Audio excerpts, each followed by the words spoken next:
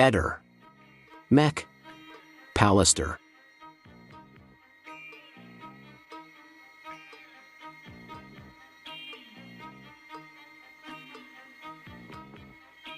Gli inquirenti a quarto grado hanno sempre parlato di suicidio, stasera abbiamo questa anticipazione, un lampione potrebbe essere stato coperto per non far vedere che qualcuno stava spostando il corpo di Liliana, in mezzo sembra mancare un passaggio e allora mi viene da fare una battuta, evidentemente la dottoressa Cattaneo avrà trovato tra i residui di Liliana qualche pezzo di lampione o qualche pezzo di scotch, se no non si capisce come si sia arrivati a questa conclusione. Pierina che grida nel garage e l'audio integrale messo su YouTube. Gli avvocati dei Saponi hanno segnalato alla polizia postale dei video in cui ciò è stato pubblicato.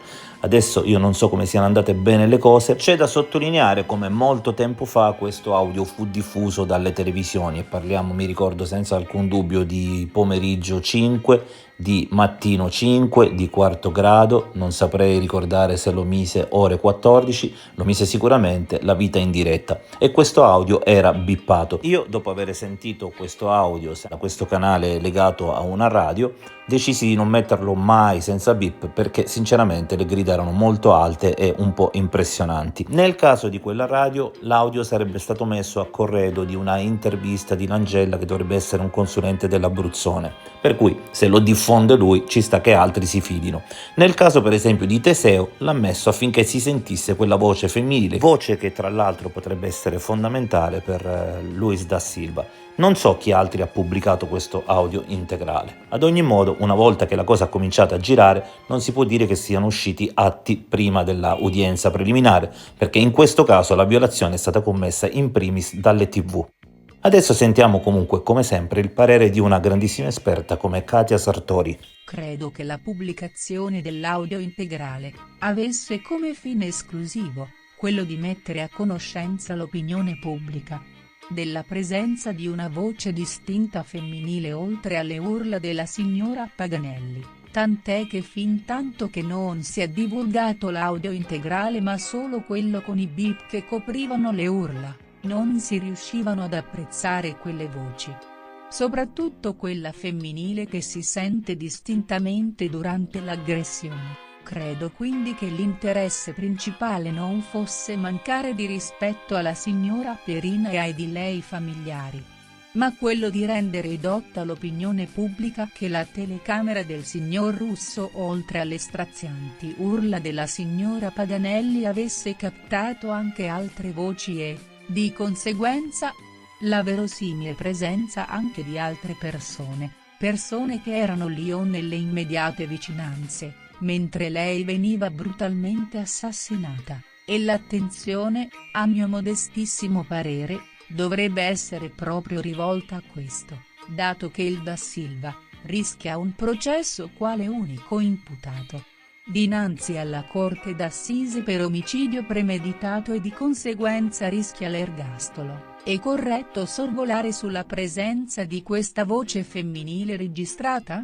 A mio avviso proprio no. Se poi di divulgazione di atti si vuole parlare, mi chiedo come facciano le trasmissioni televisive da 1 anno e mezzo a questa parte a riempire i propri blocchi televisivi giornalieri parlando del caso Paganelli. Assistiamo giornalmente a scoop, esclusive e quant'altro, ma chi fornisce queste esclusive? La scomparsa di Daniela Ruggi, 31enne di Montefiorino, continua a destare preoccupazione e interesse, con indagini che si concentrano su molti aspetti ancora poco chiari della vicenda.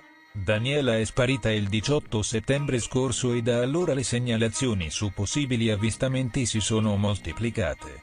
Tra queste, la più credibile riguarda la messa di Porta Aperta, a Modena, dove la donna sarebbe stata vista in buone condizioni di salute, accompagnata da altre persone.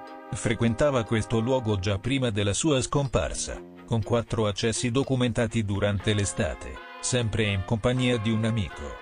Tuttavia, la differenza fondamentale è che in passato Daniela era sempre tornata a casa, mentre dopo il 18 settembre non vi ha più fatto ritorno. La data del 18 settembre segna un momento cruciale.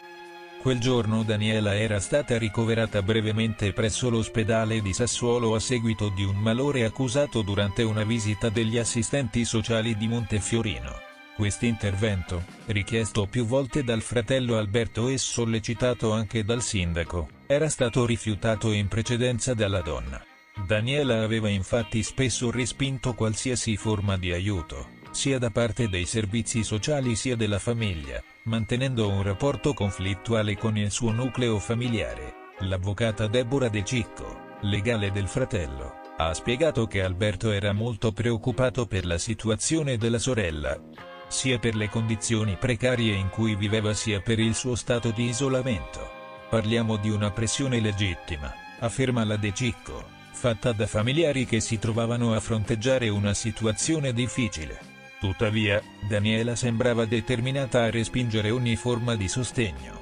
Daniela viveva in una casa fatiscente a Vitriola, priva di acqua corrente e riscaldamento, un'abitazione che aveva occupato dopo aver perso il lavoro come conducente di scuola bus. Questo evento sembra aver segnato una chiusura nella sua vita, con un graduale peggioramento del suo stile di vita. Secondo i familiari rappresentati dall'avvocato Guido Sola, Daniela non aveva mai mostrato segni evidenti di disagio psicologico prima di quel momento. Era in possesso di patente, documenti e bancomat, elementi che testimoniano, secondo il legale, la sua piena capacità di intendere e di volere. Inoltre, non esistono diagnosi ufficiali che attestino problemi psichici. Nonostante ciò, la comunità di Montefiorino descriveva Daniela come una donna in difficoltà. Era spesso vista camminare per le strade con abiti sgualciti o inadatti alla stagione, e il degrado del suo stile di vita era evidente anche a chi la conosceva superficialmente. Gli amici che frequentava, tra cui Domenico Lanza, detto lo sceriffo, confermavano questa immagine. Lanza, attualmente unico indagato per la scomparsa di Daniela con l'accusa di sequestro di persona, ha dichiarato di averle regalato vestiti e un cellulare per mantenere i contatti. Uno degli aspetti più controversi riguarda i rapporti difficili tra Daniela e la sua famiglia. Il fratello Alberto, descritto come il più attivo nel cercare di aiutarla, è stato coinvolto in diverse polemiche, alimentate anche da testimonianze di presunte liti.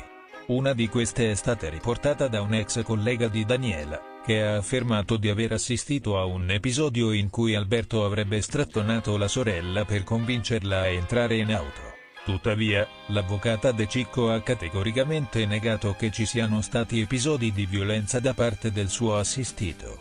Quella lite non è mai avvenuta, sottolinea il legale. Alberto non ha mai aggredito la sorella, e non conosce nemmeno questa ex collega che ha riportato tali accuse. Anche la madre e un'altra sorella di Daniela, assistite dall'avvocato Sola, hanno fornito una versione diversa dei fatti. Secondo loro, le tensioni con Daniela erano legate esclusivamente al tentativo di aiutarla a migliorare le sue condizioni di vita. È stato evidenziato come Daniela fosse in contatto con la famiglia più di quanto dichiarato pubblicamente, ma il suo rifiuto categorico di ricevere aiuto complicava ogni tentativo di sostegno.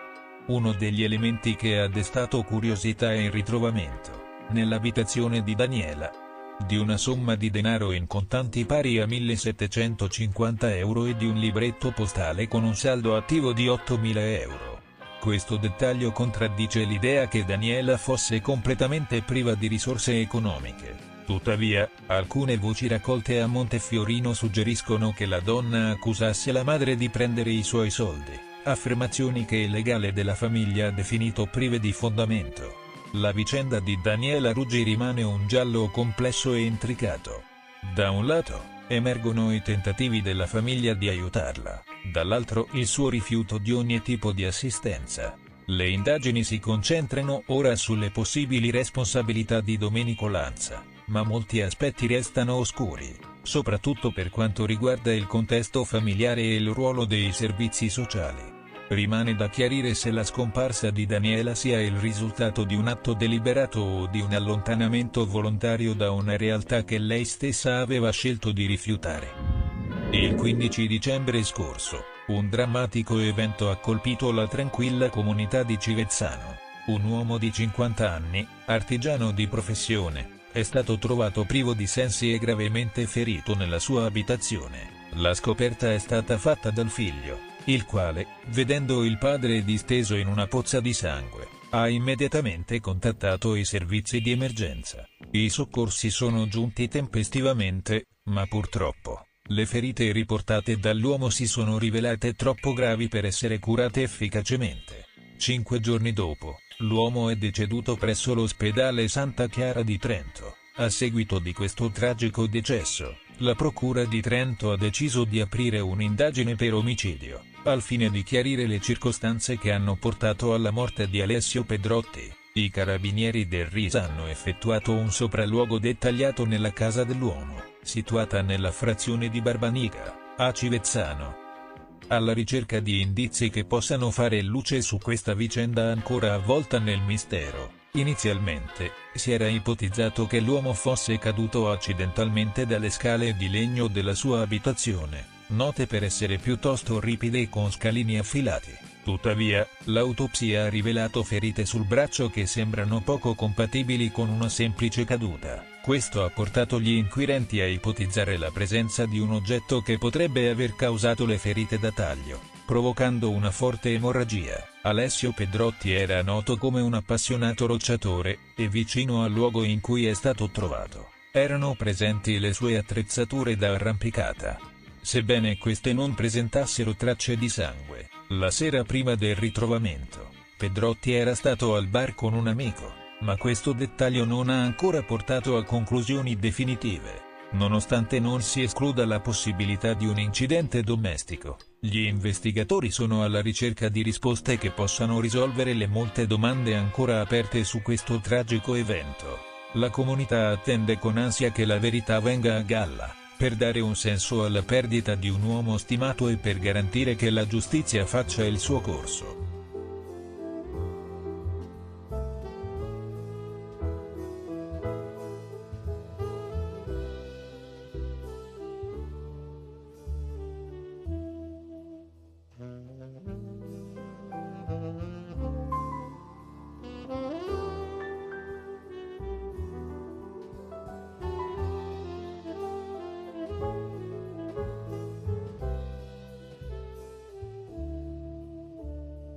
Ehi, non dimenticare di iscriverti a questo canale.